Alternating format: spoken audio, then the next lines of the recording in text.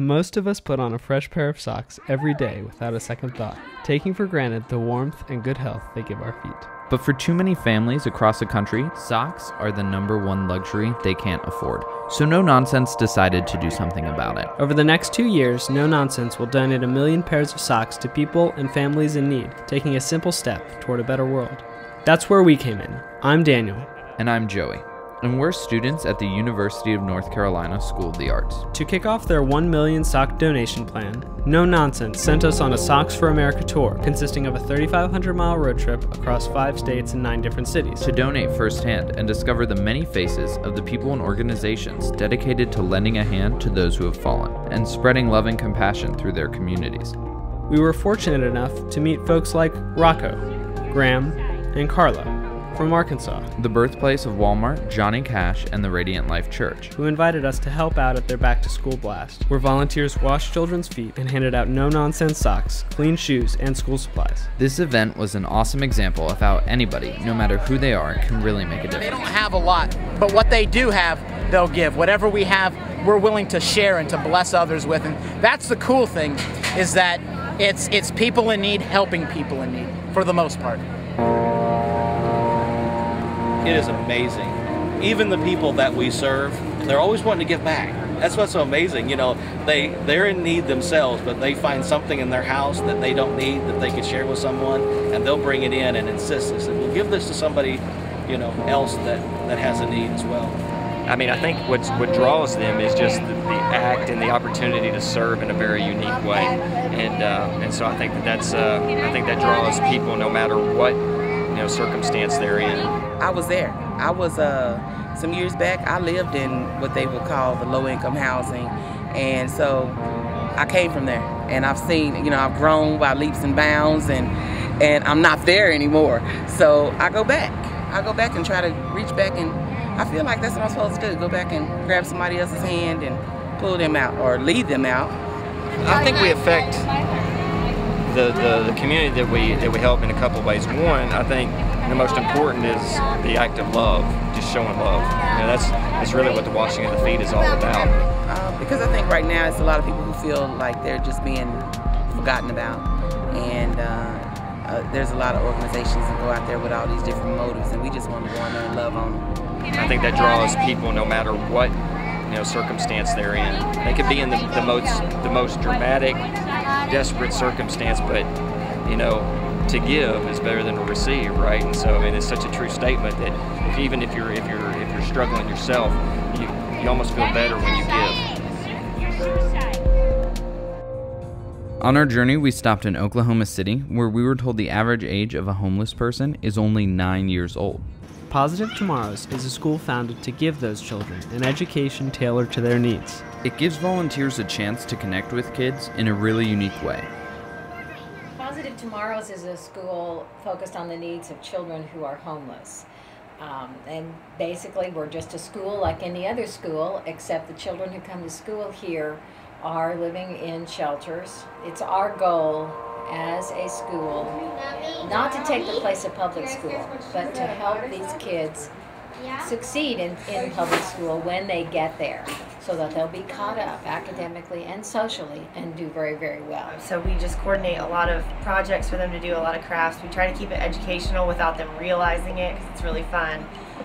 So we do all that, but I've done everything from tutor to just play with them or eat breakfast and lunch with them, everything like that, and throw them birthday parties and stuff. So, the impact of a volunteer in a setting like this is incredible, and it's incredible anywhere, but especially here, because these children are high-risk children and they need it the most. Parents who found it very, very difficult to give their children the attention that they needed, because the parents are so wrapped up in just trying to make ends meet and have a place to sleep and have food on the table. And it's real hard to do homework or read to your kids when you're dealing with those kinds of issues. And so that's really one of the things that drew me to the work that we do here.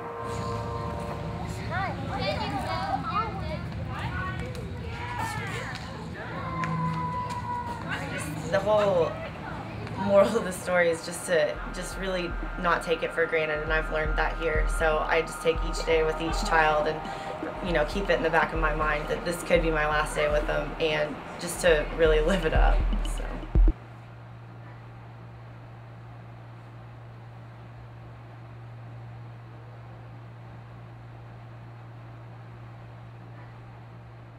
The Marion House Soup Kitchen at the Catholic Charities of Colorado Springs showed us the enduring spirit of their volunteers. How seeing in person the effect their giving has on those they serve keeps them excited to come back. We kind of own the responsibility of the daytime meal. So we serve a daily meal Monday through Friday from 10:30 till 1 o'clock.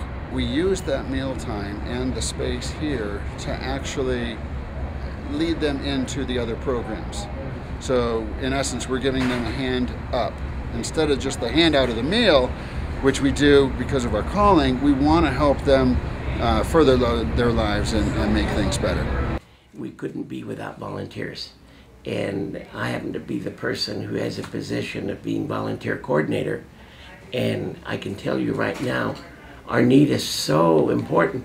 We're up to 1,400 volunteers a month just to operate and work this facility. We used to be neighbors, and I moved away, and then he called me one day and said, let's do something one day a week. So we decided to come down here. So we're here every Thursday, except the last Thursday. I love it. Every day we have a new group in addition to the daily walk-ins. And they'd like to come in and to say, I'm new, I'm here to register. That's another good feeling. More and more, we could never have enough. The need is so great.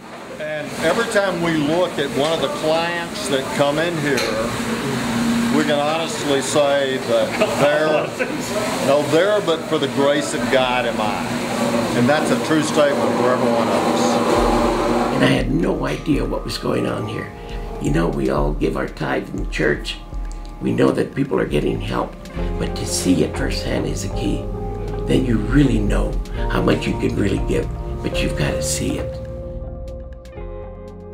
We spent almost a month on the road, experiencing all the different ways volunteers across the country help their communities. Looking back on the hundreds of stories we've heard, they all have one common thread. The need is so great, But no matter who you are, every little bit you can give will help. To see some of those volunteers that were here 10 years before I was, and some of them are still here. And they do it with a smile, and boy, have they got good stories to tell. It's a wonderful way of life to be a volunteer.